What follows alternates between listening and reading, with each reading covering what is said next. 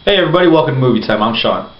Fox has announced, and Bryan Singer has announced, that there is going to be a sequel to X-Men Days of Future Past, X-Men Apocalypse, coming out in 2016. But the one thing that they do not know is if Hugh Jackman, Wolverine, the star of all the X-Men movies, is going to be on for that movie, as well as any other Wolverine movies. This really is up in the air for Hugh because he's been playing the role for almost 15 years. He has stated that he very much so wants to do another Wolverine movie with James Mangold from beginning to end, because that's a good thing, that's a fun thing. But at the same time, the script, the story, everything has to be excellent. Otherwise, he doesn't think he could do it. So this is really weird that he'd come out and say that. I don't think he's signed on for these movies yet. I think he was just signed through this Wolverine movie and X-Men Days of Future Past, and I think that's it from now on. So they have to sign to a new contract. But on top of that, this is kind of like him. There's two ways you could look at it. He's kind of building himself up. He's building his stock up with this statement, I think, because in one light, if he doesn't do it, it's saying that the X-Men movie is not going to be that great. That he's needed for this to be great, and it's just not going to succeed. Now, if it is great and he does it, yeah, saying that the movie's great.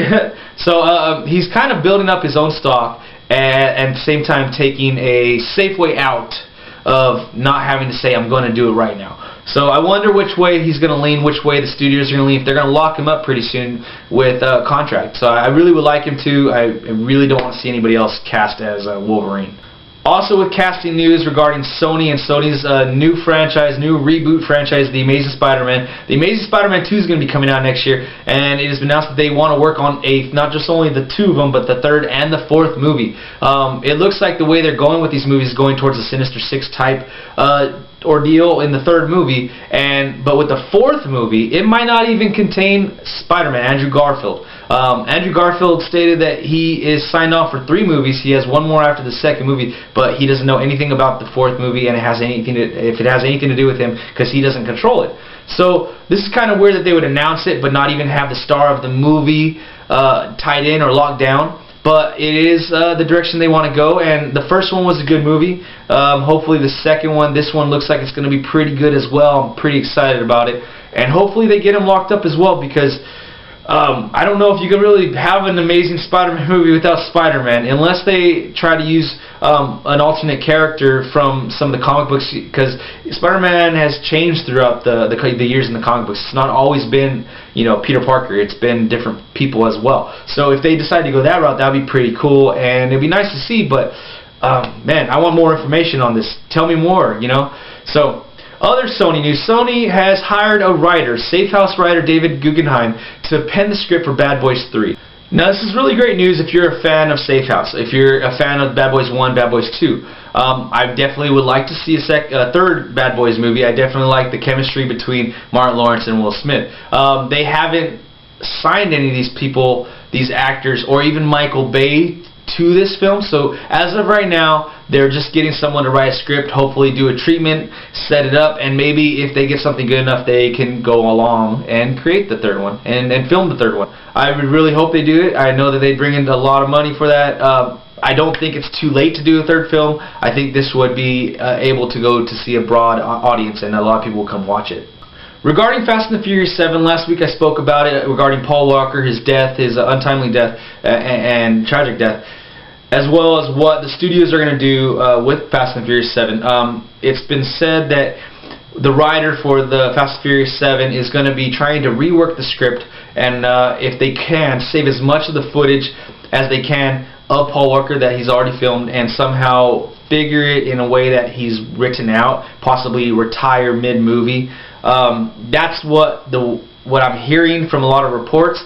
Again, that's still up in the air, and that's still, it's still word of mouth. It's etched in stone yet. Of course, the movie, they had to cancel their release date. They're on hiatus until I think at the earliest January.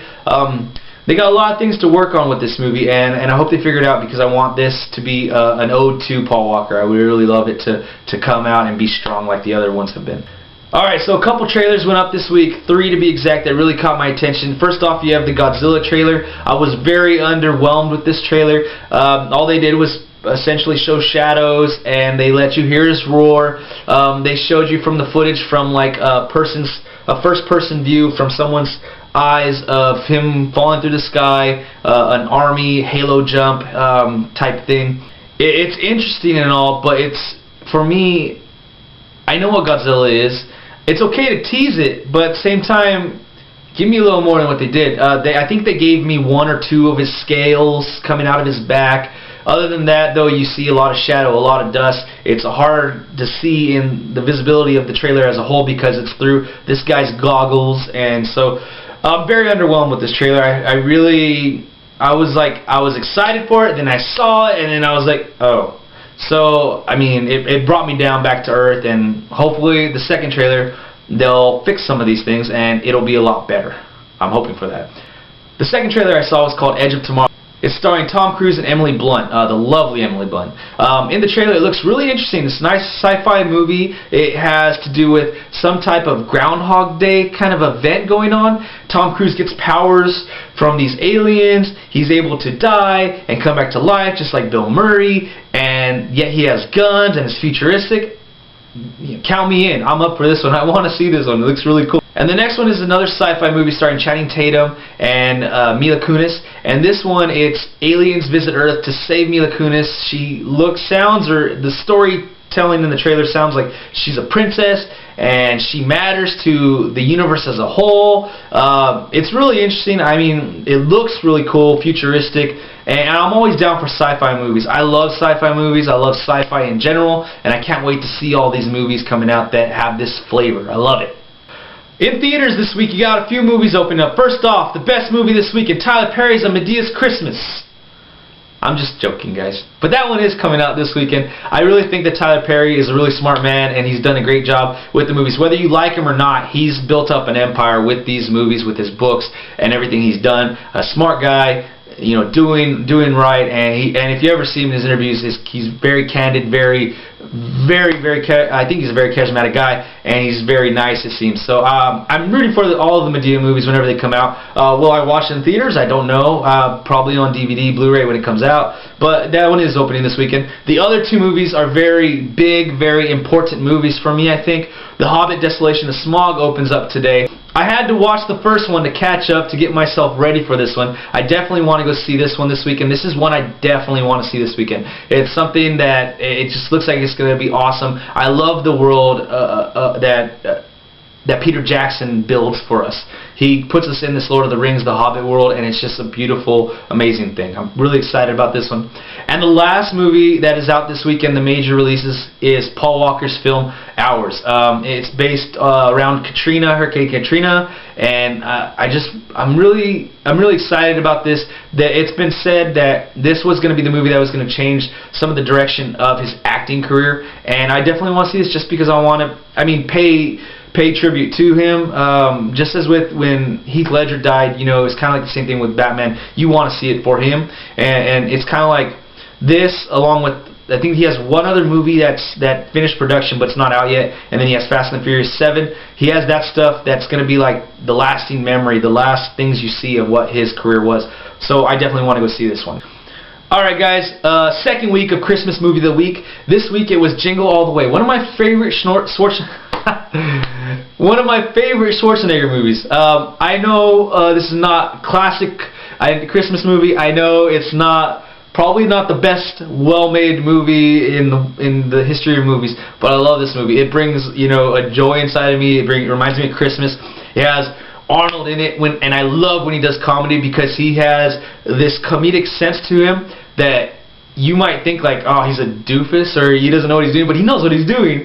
And it's super funny. And then the other person has in it that I really enjoy is Phil Hartman. Phil Hartman's, I've loved a lot of the movies he's in. One of my other favorite movies is Houseguest with Sinbad, and Sinbad's in this one too. I love this movie. Three dudes in this movie that they just make me crack up. I love this movie. It has good music throughout, really good Christmas music throughout the movie. It has a sense of truth in the movie. It gives you right and wrong. Schwarzenegger, you know, decides to do this, but then he realizes that he's going wrong with that, and he makes the right decision. So it gives you that, you know, honesty, the truth, the, you know, being a good person, and it really lifts you up. On top of that, just all the awesome Arnold things. Put my cookie down! He tells Phil Hartman that on the phone. This movie is awesome. I love it. I watch it every year. I watch it sometimes multiple times a year, even when it's not Christmas. It really gets me in that Christmas spirit, and I definitely recommend you guys go check it out. Go rent this movie. You will not be disappointed. It's just a really fun time. Alright guys, so that's it for Movie Time this week. Remember to click the like, share, subscribe buttons down below. Leave your comments, questions, inquiries, and ideas for Movie of the Week for future episodes. And remember, let's have a great conversation this week. We'll see you next time.